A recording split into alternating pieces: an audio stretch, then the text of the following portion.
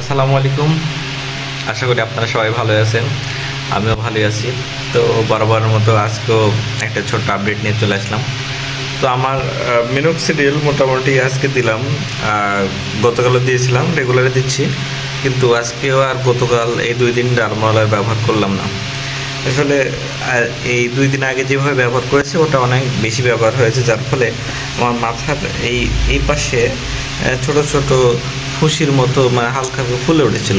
যার কারণে আমি ভাবলাম যে 2 দিন অথবা 3 দিন গ্যাপ দিই, অথবা কালকে ইনশাল্লাহ টার্মোরাল ব্যবহার করব। 2 দিন না হয় হয়তো বা 3 দিন পরে হবে টার্মোরাল ব্যবহার করব।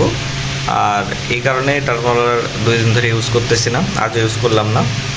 আর পাশাপাশি এই যে চুলের বর্তমান অবস্থা দেখতে পাচ্ছেন, আমার যে এই পাশে আর এই পাশে মাশাআল্লাহ আলহামদুলিল্লাহ ভালোই চুল আছে, কিন্তু এই যে মাঝখানের এখানে পাতলা পাতলা হয়ে গেছে। তালুতে, মাথার তালুতেও পাতলা অবস্থা। মাথার তালুটা একটু ভালো করে লক্ষ্য করেন। তো মাথার তালুতেও মোটামুটি পাতলা হয়ে গেছে চুল।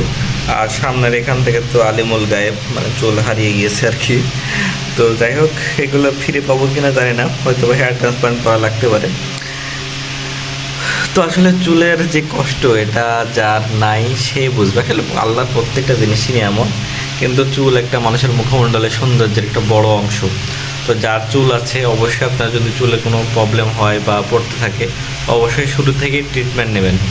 এবং তেল ইউজ বাদ দিয়ে ডাক্তার পরামর্শ নিয়ে মানে ভালো ডাক্তার দেখে সেখানে চিকিৎসা নেবেন। ইনশাল্লাহ 10-15 হাজার টাকা খরচ হলেও ইনশাল্লাহ ভালো আপনি রেজাল্ট পাবেন এবং চুলগুলো ধরে রাখার সম্ভাবনা থাকবে। আর যদি আমার মতো ভুল করেন তাহলেই তো এরকম অবস্থা হবে। তো ধন্যবাদ, ভালো থাকবেন।